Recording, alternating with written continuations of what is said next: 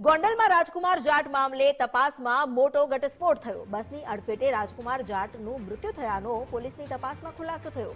અકસ્માત સર્જનારા બસ ડ્રાઈવરની પોલીસે ધરપકડ કરી। ડીસીપી ડોક્ટર પાર્થરાજસિંહ ગોહિલે તપાસને લઈને આ નિવેદન આપ્યું છે કે મહાસાગર ટ્રાવેલ્સની 3131 નંબરની બસની ટક્કરે તેનું મૃત્યુ થયું। બસ ડ્રાઈવરે માલિકને જાણ ન કરી ક્લીનર જાણતો હતો। એક ડમ્પર ચાલકે રોડ પર મૃતદેહ અંગે જાણ કરી પોલીસને અને ડમ્પર ચાલકે 2:30 વાગ્યાની આસપાસ મૃતદેહ જોયાનો દાવો કર્યો હતો।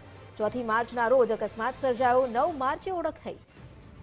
150થી વધુ સીસીટીવી કેમેરાની પણ તપાસ કરાઈ। રાજકુમારના મોત અંગે અન્ય એંગલથી પણ તપાસ ચાલી રહી હોવાનો પોલીસે દાવો કર્યો છે।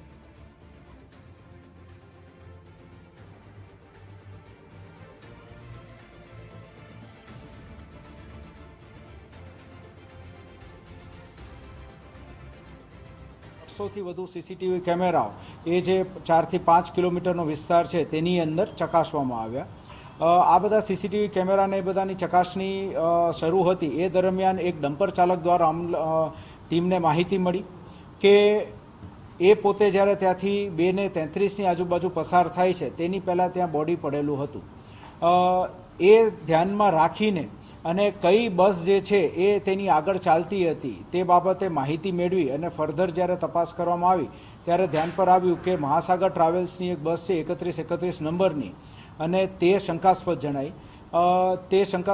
તેના આધારે તેની ટ્રીપની માહિતી મેળવી અને ડ્રાઈવર કોણ હતું તેની માહિતી મેળવી અને આગળ જૂનાગઢ પોલીસની પણ મદદ લઈને તે જે ડ્રાઈવર હતા તેની પૂછપરછ હાથ ધરવામાં આવી અને પૂછપરછના અંતે તે ડ્રાઈવર દ્વારા રાત્રિનો સમય હોય અને બ્રિજથી એ પોતે જ્યારે નીચે ઉતરતા હતા એ જ સમયે અચાનક જ તે આ વ્યક્તિ જે છે રોડની વચ્ચે ચાલ્યો જતો આવેલો હોય અને આંખ પર એને પ્રકાશ પડતા તેને દેખાણું નહીં અને તેનાથી એક ભૂલથી એક્સિડન્ટ। પોસ્ટમોર્ટમનો રિપોર્ટ છે અને 42 ઇન્જુરીની વાત છે તે તમામ ઇન્જુરીઝ હાર્ડ એન્ડ બ્લન્ટ ઓબ્જેક્ટથી થઈ છે તેવું પોસ્ટમોર્ટમ રિપોર્ટમાં લખેલું છે અને આ પ્રકારના એક્સિડન્ટની અંદર પણ હાર્ડ એન્ડ બ્લન્ટ ઓબ્જેક્ટથી ઇન્જુરી થતી હોય તેવું અનેક પોસ્ટમોર્ટમ રિપોર્ટમાં આવતું હોય। આરોપી જે છે તેઓનું નામ છે રમેશભાઈ બીજલભાઈ મેર, જે પોતે જૂનાગઢ ખાતેના રહેવાસી।